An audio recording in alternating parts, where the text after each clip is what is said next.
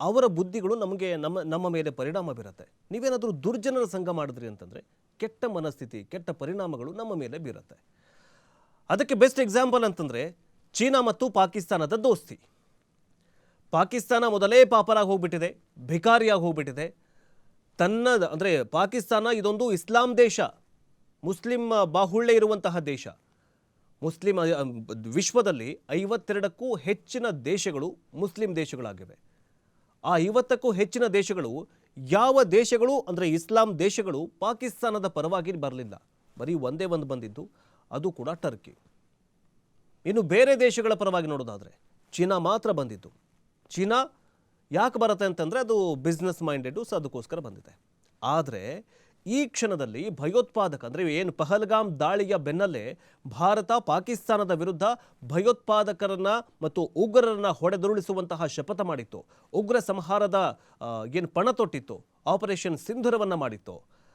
ಈ ಸಮಯದಲ್ಲಿ ಪಾಕಿಸ್ತಾನಕ್ಕೆ ಚೀನಾ ಬೆಂಬಲವನ್ನು ಕೊಡಬಾರ್ದಿತ್ತು, ಕೊಟ್ಟು ತಪ್ಪಾಯಿತು ಅನ್ನುವಂತಹ ತಪ್ಪಿನ ಅರಿವು ಈಗ ಆಗ್ತಾ ಇದೆಯಾ ಅನ್ನುವಂತಹ ಪ್ರಶ್ನೆ ಈಗ ಮೂಡ್ತಾ ಇದೆ.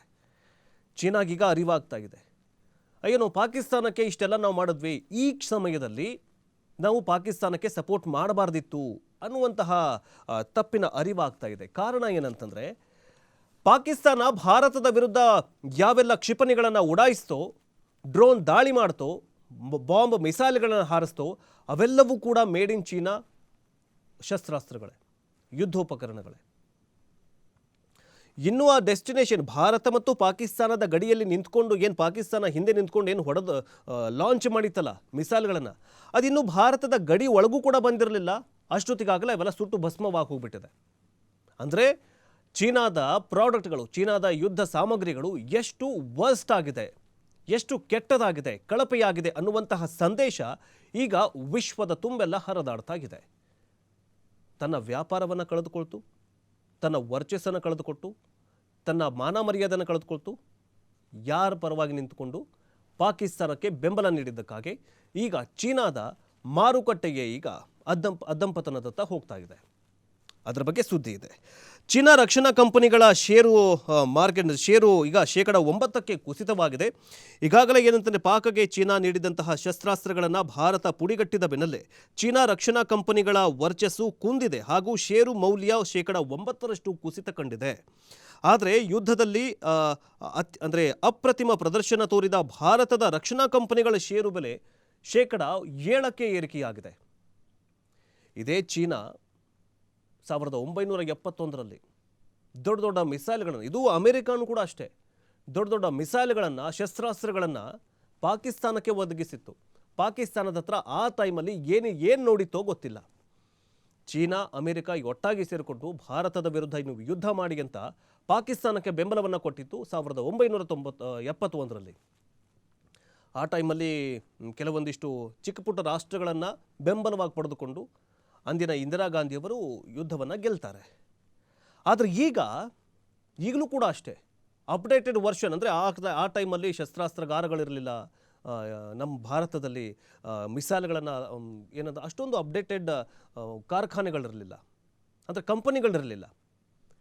ನೋಡಿ ಹೆಂಗೆ ಚೇಂಜ್ ಆಗುತ್ತೆ, ಸಮಯ ಹೆಂಗೆ ಬದಲಾಗತ್ತೆ ಅಂತ.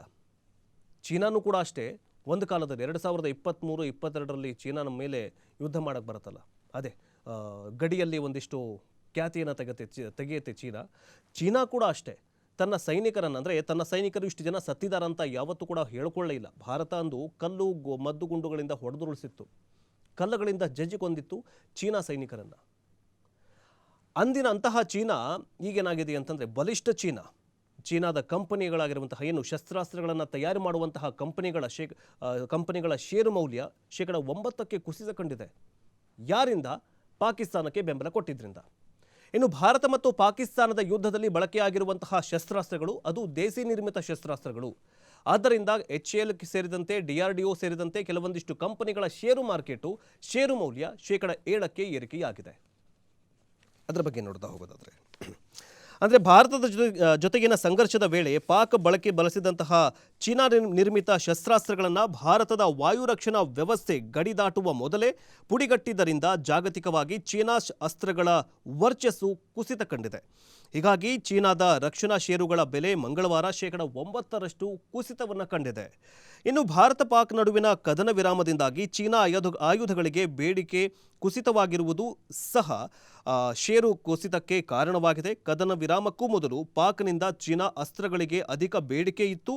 ಆದರೆ ಷೇರುನ ಅಂದರೆ ಪಾಕಿಸ್ತಾನ ಮತ್ತು ಭಾರತದ ಅಂದರೆ ಸಿಂಧೂರ ಆಪರೇಷನ್ ಮಾಡೋದಕ್ಕಿಂತ ಮುಂಚೆ ಪಾಕಿಸ್ತಾನದ ಶಸ್ತ್ರಾಸ್ತ್ರ ಕಂಪನಿಗಳ ಬೇಡಿಕೆ ತುಂಬ ದೊಡ್ಡದಾಗಿತ್ತು, ತುಂಬ ಚೆನ್ನಾಗೇ ಇತ್ತು. ಯಾಕಂತಂದರೆ ಮೇಡ್ ಇನ್ ಚೀನಾ ಪ್ರಾಡಕ್ಟ್ಗಳು, ಶಸ್ತ್ರಾಸ್ತ್ರಗಳು ತುಂಬ ಚೆನ್ನಾಗಿದ್ದಾವೆ ಅಂತ ಹೇಳಿಬಿಟ್ಟು ಕೆಲವೊಂದಿಷ್ಟು ರಾಷ್ಟ್ರಗಳು, ಬಲಿಷ್ಠ ರಾಷ್ಟ್ರಗಳು ಕೂಡ ಅಷ್ಟೇ, ರಷ್ಯಾನೂ ಕೂಡ ಅಷ್ಟೇ, ಇದೇ ಮೇಡ್ ಇನ್ ಚೀನಾ ಡ್ರೋನ್ಗಳನ್ನು ಬಳಸ್ಕೊಂಡು ಖರೀದಿ ಮಾಡೋದಕ್ಕೆ ಮುಂದಾಗಿತ್ತು. ಕೆಲವೊಂದಿಷ್ಟು ಪ್ರಾಜೆಕ್ಟ್ಗಳಿಗೆ ಸಹಿ ಕೂಡ ಹಾಕಿತ್ತು. ಆದರೆ ಈಗ ರಷ್ಯಾ ಸೇರಿದಂತೆ ಕೆಲವೊಂದಿಷ್ಟು ರಾಷ್ಟ್ರಗಳು ಚೀನಾದ ಶಸ್ತ್ರಾಸ್ತ್ರಗಳು ಬೇಡ, ನಮಗೆ ಅವು ಕಳಪೆ ಗುಣಮಟ್ಟದ್ದಾಗಿವೆ ಅಂತ ಈಗ ಅವೆಲ್ಲ ಪ್ರಾಜೆಕ್ಟ್ಗಳನ್ನು ಕಳೆದುಕೊಳ್ತಾಗಿದ್ದಾವೆ. ಚೀನಾಗೆ ಯಾರಿಂದ ಲಾಭ ಆಯಿತು, ಯಾರಿಂದ ನಷ್ಟ ಆಯಿತು? ಚೀನಾ ಏನಾದರೂ ಭಾರತದ ಪರವಾಗಿ ನಿಂತಿದ್ದರೆ ಇವತ್ತು ಭಾರತ ಮತ್ತು ಚೀನಾ ಮಾರುಕಟ್ಟೆಯಲ್ಲಿ ಅವರೇ ಬೆಳೆದು ನಿಲ್ತಾ ಇದ್ರು. ಯಾವ ಅಮೇರಿಕ, ಯಾವ ರಷ್ಯಾ ಶಸ್ತ್ರಾಸ್ತ್ರಗಳನ್ನು ತಯಾರು ಮಾಡೋದರಲ್ಲಿ ರಷ್ಯಾ ಮತ್ತು ಇಸ್ರೇಲ್ ಮತ್ತು ಅಮೇರಿಕ ಅಂದರೆ ದೊಡ್ಡವರವರೆಲ್ಲ, ಅಂದರೆ ಜಾಸ್ತಿ ಪ್ರಾಡಕ್ಟ್ಗಳನ್ನು, ಜಾಸ್ತಿ ಶಸ್ತ್ರಾಸ್ತ್ರಗಳನ್ನು ತಯಾರು ಮಾಡುವಂತಹ ಬಲಿಷ್ಠ ರಾಷ್ಟ್ರಗಳು. ಚೀನಾ ಮತ್ತು ಭಾರತ ಏನಾದರೂ ಬೆಂಬಲವಾಗಿ ನಿಂತಿದ್ದರೆ ಎಲ್ಲ ಕಂಪನಿಗಳು ಅಂದರೆ ರಷ್ಯಾ, ಅಮೆರಿಕ ಮತ್ತು ಇಸ್ರೇಲ್ನ ಶಸ್ತ್ರಾಸ್ತ್ರ ಕಂಪನಿಗಳ ಷೇರು ಕುಸಿತವಾಗ್ತಾ ಇತ್ತು. ಆದರೆ ಚೀನಾ ಏನು ಮಾಡ್ತು? ಚೀನಾ ಮೊದಲೇ ನರಿ ಬುದ್ಧಿ. ಭಾರತಕ್ಕೆ ಸಪೋರ್ಟ್ ಮಾಡಿದ್ರೆ ನಮಗೆ ಬಿಸ್ನೆಸ್ಸೂ ಆಗೋದಿಲ್ಲ, ನಮಗೆ ನೆಲನೂ ಕೊಡೋದಿಲ್ಲ, ಜಲನೂ ಕೊಡೋದಿಲ್ಲ. ಪಾಕಿಸ್ತಾನಕ್ಕೆ ಏನಾದರೂ ಸಪೋರ್ಟ್ ಮಾಡಿದೆ ಅಂತಂದರೆ ಅಟ್ಲೀಸ್ಟ್ ಮೋಸ ಮಾಡಿಯಾದರೂ ನಾನು ಪಾಕಿಸ್ತಾನದ ನೆಲವನ್ನೂ ಕೂಡ ಕಸಿದುಕೊಳ್ಬೋದು,